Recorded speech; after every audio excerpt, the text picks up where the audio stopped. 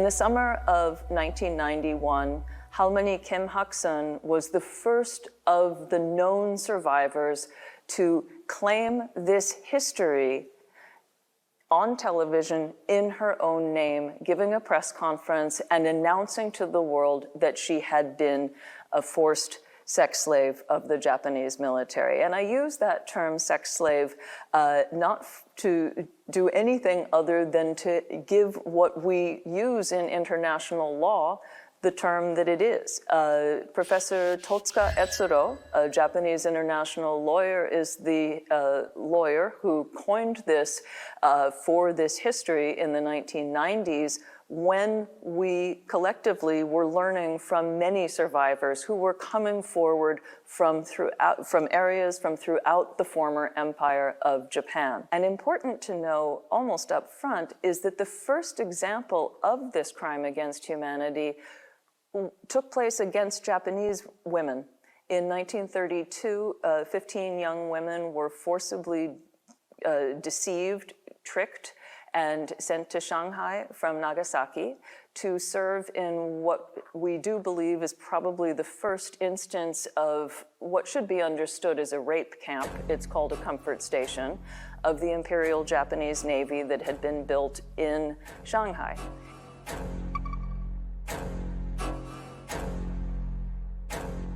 And the women were told that they were hired to work as waitresses. They believed they'd be working in a restaurant. They arrived in Shanghai to discover that they were being held against their will for the purposes of sexually serving the officers of the Imperial Navy stationed there. They got back to Japan and they brought a lawsuit against the people who had perpetrated the crime against them, and they won.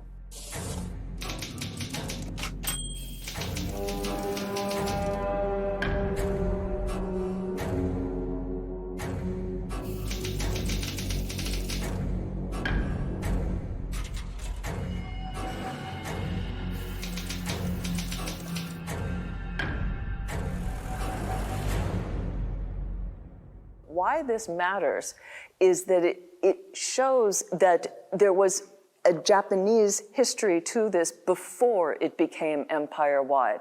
Thus, the category of sex slave, as uncomfortable as it is to learn from the survivors' painful histories, it is an element to the broader understanding of forced labor. It is sex, it is rape, and it is a crime against humanity. And part of the reason also that the euphemism comfort women is so misplaced is we do know that as Japan advanced into Indonesia and the Philippines, boys and young men were also ensnared in this system. And so even the euphemism erases their history. This is a history of targeting minors in wartime, and that's why we study and learn from it. One of my colleagues did some math on what the average existence of a victim from anywhere in Japan's empire might have suffered in one of these stations. The average age, again, is 15, 16 years old, and the average duration of being trapped in one of these camps is 2 to 3 years.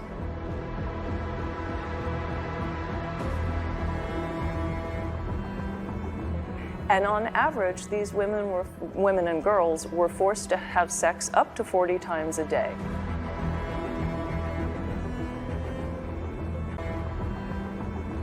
And on average, these women and girls were forced to have sex up to 40 times a day. Raped by officials or Army, Navy soldiers who would buy tickets, come to these stations, and have sex.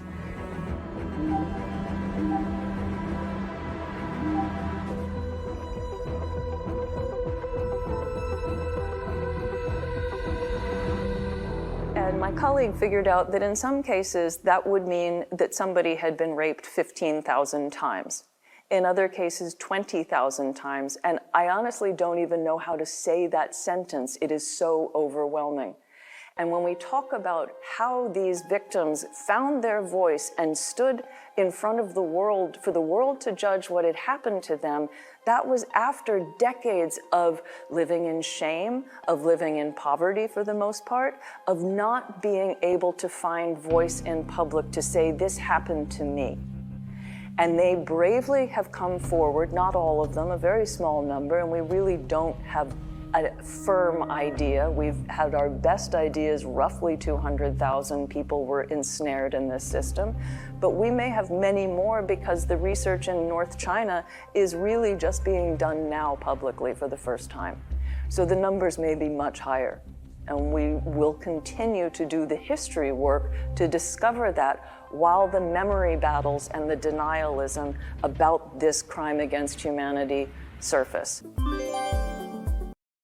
And that is to take a victim-centered approach.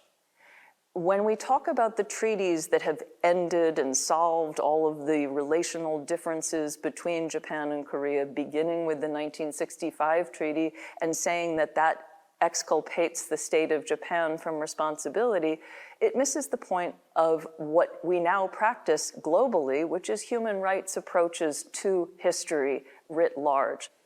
Denialism is a powerful, powerful weapon against victim-centered history and human rights approaches to modern history. Because denialism would strip the dignity away from somebody who arguably wants to be written in to a nation's history, not written out. Kim Hak-sun, from Kim Hak-sun, the first woman to come forward, to Grandma Lee today. 일본이 신도 위안부로 강제로 끌려갔던 김학순이 내 팔을 끌고 이리 따라오라고 그래서 따라가려고 하겠어요. 무서우니까 안 가려고 반항을 하니까 발길로 타면서 하면은 참 지금도 그 생각을 하면 기자면서 발길로 타면서 내 말에 다 들으면 너는 편할 것이고 내 말에 반항하고 내가 안 들으면 너는 이것이 죽은 거야. 근데 그때 결국은 그 사람한테 참 기집애가 좀 이제 장관을 당하는 그 참혹한 말이 나오지가 못하고 상대를 못다 싶고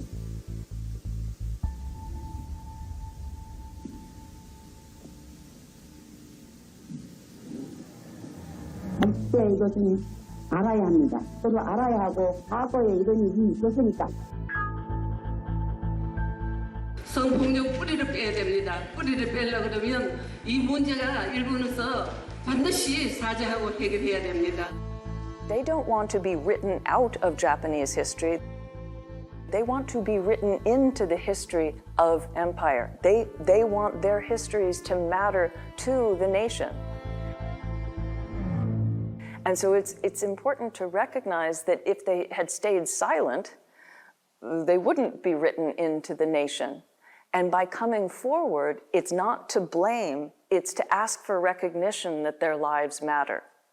And when denialists ranging from certain politicians in certain countries, as well as academics in incredibly privileged positions, try to make this history go away,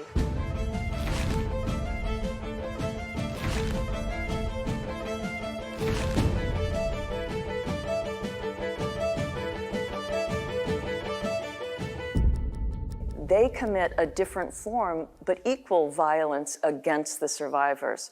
And it's important to think about what we are collectively responsible for as humanity.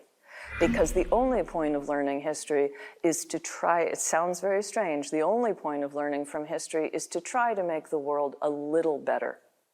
Because we can study the past and learn bad choices, bad decisions, in an effort to not make those again.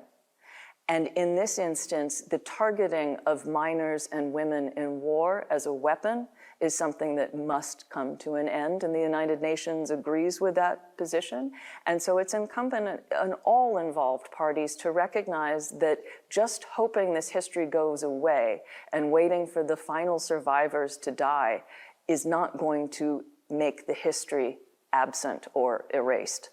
It is there, and it is vital that we continue to learn and teach future generations. It is not something that makes a student ashamed of when they learn it for the first time. It actually awakens them to a new sense of responsibility for the past, far more than memorizing names and dates in a textbook. And so I do feel very strongly about the way that this particular history gets weaponized and politicized, because it's just not in the, the taking away the dignity of people whose lives already were really, really made horrible is not the point of doing history or of moving forward. 장사하는 사람이 숙일 줄도 알아야지. 이래서 무슨 장사하겠다 그래? 그래도 지금만 한 번 참고 넘어가면 다 해결돼. 지금 한 번! 지금만 한 번, 마지막으로 한 번, 또 한 번! 순간에 편하겠지. 근데 말이야, 그 한 번들로 사람은 변하는 거야.